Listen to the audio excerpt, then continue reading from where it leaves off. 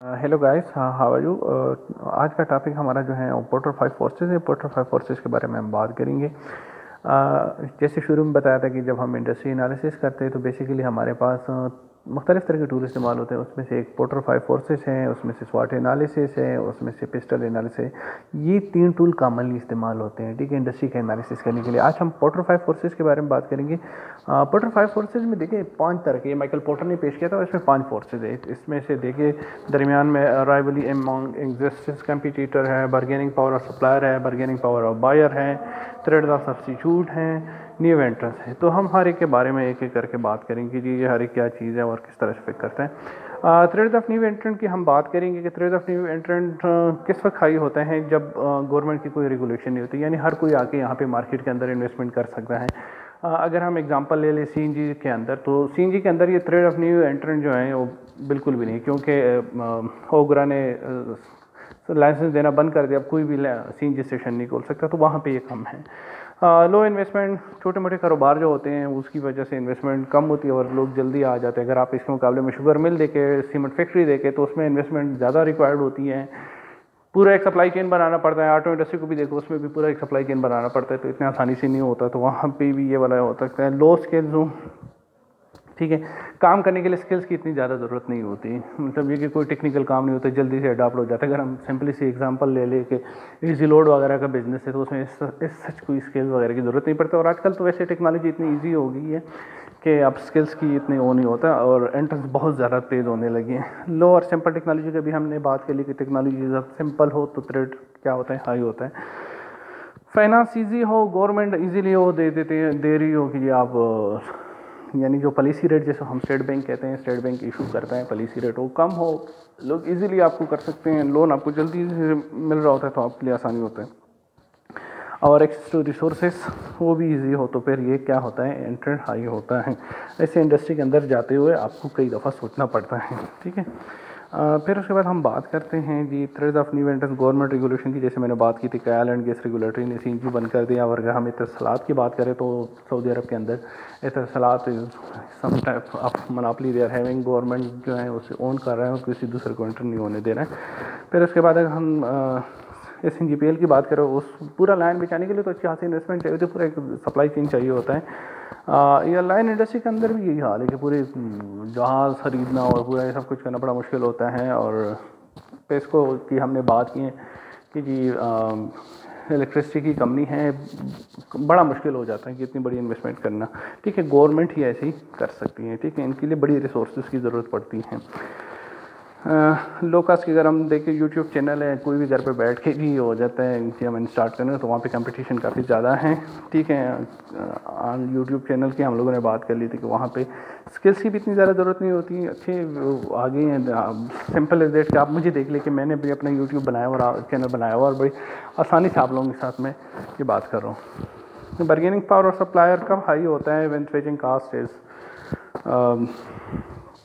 High होता है, when number of supplier is low होती हैं। और brands and reputation of supplier भी बड़ा रोल प्ले करता है, when purchase quantity is low होती हैं, और when there are too many buyers, ठीक है। मिसाल ये है कि जी आप स्विचिंग कास्ट किस वक्त हाई होगी, जब सप्लायर के पास पावर कब ज़्यादा होगी, जब उसके पास ख़रीदने वाले ज़्यादा होंगे। अगर आप सिर्फ एक आप ही ख़रीद रहे हैं उससे और ज़्यादा क्वांटिटी में ख़रीद रहे हैं, तो फिर आपके बायर के पास क्या होगी, बार्गेनिंग पावर ज़्यादा होगी। लेकिन अगर आप छोटी क्वांटिटी में ख़रीद रहे हैं और साथ में ये कि जी सप्लायर भी एक दो ही, आपने इसी से ख़रीदना है और कोई नहीं है। सिंपल एग्जांपल हम ले लेते कि गली मोहल्ले में एक ही तनूर वाला होता है, आपने उसी से रोटी लेनी है, ठीक है, तो उसके पास तो बार्गेनिंग पावर ज़्यादा होती है, आपके पास कोई और ऑप्शन ही नहीं, आपने उसी से ही ख़रीदना है, ठीक है। और सम टाइम ये होता है कि ब्रांड और रेपुटेशन भी बड़ा ज़रूरी होता है कि जी सप्लायर के पास ऐसा ब्रांड होता है, ऐसी उसकी रेपुटेशन होती है कि आप उसके अलावा किसी और से ख़रीदने का सोच भी नहीं सकते। इसमें आप देखिए ग्राफ के अंदर आपको अंदाज़ा हो जाएगा कि जैसे जैसे स्विचिंग कास्ट ज़्यादा होती जाती हैं, उतना ही बैरियर टू एडॉप्शन यानी चेंज जो होते हैं ना, वो मुश्किल हो जाती है। सिंपल इज डेट, आप अगले साइड वाले उस पर देखें कि स्विचिंग कास्ट हमारे टेलीकॉम इंडस्ट्री के अंदर एक सिम से दूसरे सिम खरीदना, सिम में कन्वर्ट होना कितना आसान है। वहाँ पे स्विचिंग कास्ट कम है, तो वहाँ पे बार्गेनिंग पावर और सप्लायर यानी इनके पास बार्गेनिंग पावर क्या है, बहुत ही कम है, ठीक है। होलसेल के अंदर अगर हम बात करें तो ये वालमार्ट वगैरह जो है इनके पास इनकी कास्ट कम क्यों है, क्योंकि ये काफ़ी ह्यूज अमाउंट में ख़रीदती हैं अपने सप्लायर से, ठीक है। तो इनके पास ज़्यादा है, लेकिन इनके पास जो दूसरी इनकी जो सप्लायर उनके पास बार्गेनिंग पावर इतनी ज़्यादा नहीं है। Bargaining power of buyer is almost opposite to bargaining power of supplier, ठीक है। लो नंबर ऑफ बायर हो, बायर का कोई ब्रांड हो, buyer purchase in large quantity और मार्केट साइज़ क्या हो, बड़ा हो, तो ये basically this is opposite to the bargaining power of supplier, ठीक है।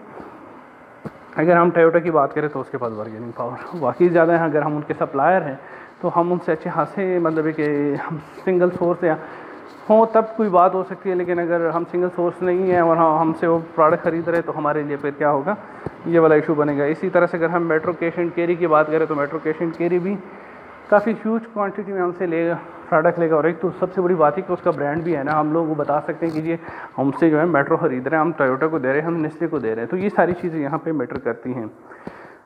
Threats of rivalry is high when number of competitor are high और unethical practice between rival, price war होती हैं, कीमतें कम कर रहे होते हैं, छोटी मछली को खाने के लिए बड़ी मछलियाँ इकट्ठे हो जाती हैं, धोखा किया जाता है। और दूसरा अनइथिकल वो चीज़ें प्रैक्टिस अप्लाई होती है, तब भी थ्रेट्स ऑफ राइवली क्या होता है, हाई होता है, ठीक है। मोनोपोली इज समथिंग कि जब मोनोपोली की सिचुएशन हर कोई चाहता है कि ये बिजनेस में होता है कि मोनोपोली वाली सिचुएशन हो, बनाने के लिए ऊपर ने करीम को हासिल कर लिया। हॉरिजॉन्टल हमने पहली बात की थी, हॉरिजॉन्टल ग्रोथ पॉलिसी अपनाई कि जी पाकिस्तान की मार्केट के अंदर हम सिर्फ वो कर रहे हो। थ्रेट्स ऑफ सब्स्टिट्यूट हाई होता है when number of substitute is high, when switching cost is low. Switching cost low होगा तो सब्स्टिट्यूट हाई होगा। मिसाल के तौर पर अब चाय से आप उसमें जा रहे हो, सॉफ्ट ड्रिंक्स एनर्जी ड्रिंक्स में जा रहे हैं, तो इसकी तो इतनी सच कोई स्विचिंग कास्ट नहीं है, ठीक है। और आपके पास स्विचिंग वो भी ज़्यादा है, ठीक है। आप देखिए कि कॉफ़ी की मार्केट काफ़ी ज़्यादा ग्रो कर रही है, ठीक है, वर्ल्ड वाइड, सही है। लेकिन अगर आप देखें तो कॉफ़ी के मुकाबले में दूसरी भी चीज़ें काफ़ी हैं। बॉटल वाटर की अगर एनर्जी ड्रिंक्स कार्बोनेट्स की बात करें तो वो भी हमारे पास मौजूद हैं, ठीक है। तो कहने का मतलब ये कि आपके पास अगर सब्स्टिट्यूट ज़्यादा हो तो भी आपके लिए क्या होता है, एक मसला बनता है, ठीक। तो इन सारी चीज़ों को देखने के बाद हम जो है इंडस्ट्री का एनालिसिस होने के बाद हम फैसला करते हैं कि इस मार्केट में जाना है कि नहीं जाना। इस स्लाइड के अंदर जो है सारी चीज़ों को क्या गया है, समराइज़ किया गया है। गो थ्रू इट, और अगर आपको कोई मसला हो तो please let me ask question. Thank you.